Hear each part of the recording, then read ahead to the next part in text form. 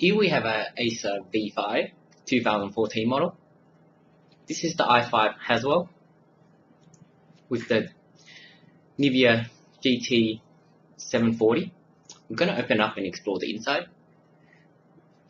This is relatively pretty simple and easy and does not require much effort.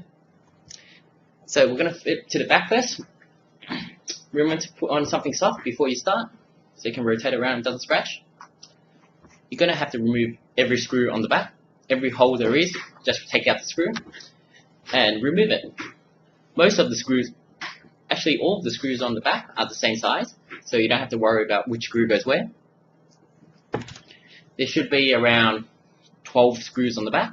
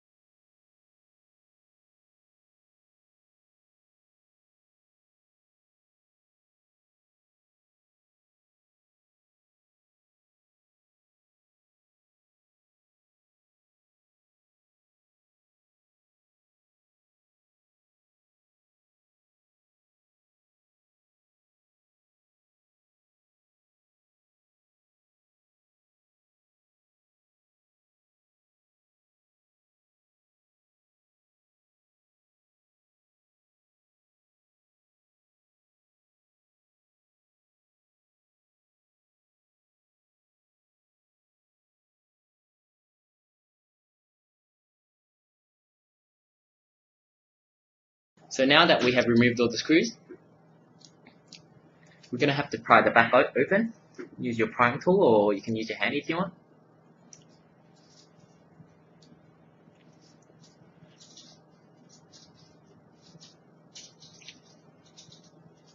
Just put it in the gap and it should be relatively easy. There's basically plastic clips holding it down. Be careful to pry it gently, as you will see later that I forgot a screw. If you're struggling to open it, clearly there's something wrong, as it's supposed to come off pretty easy. If it doesn't come off pretty easy, there you go. There's the screw that I'm missing. And then it just pops up if you have removed all the screws.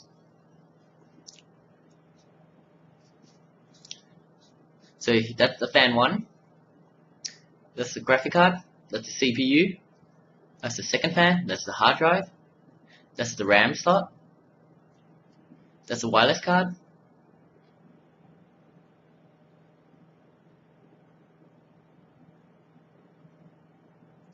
That's the battery, speaker, and this motherboard has inbuilt RAM.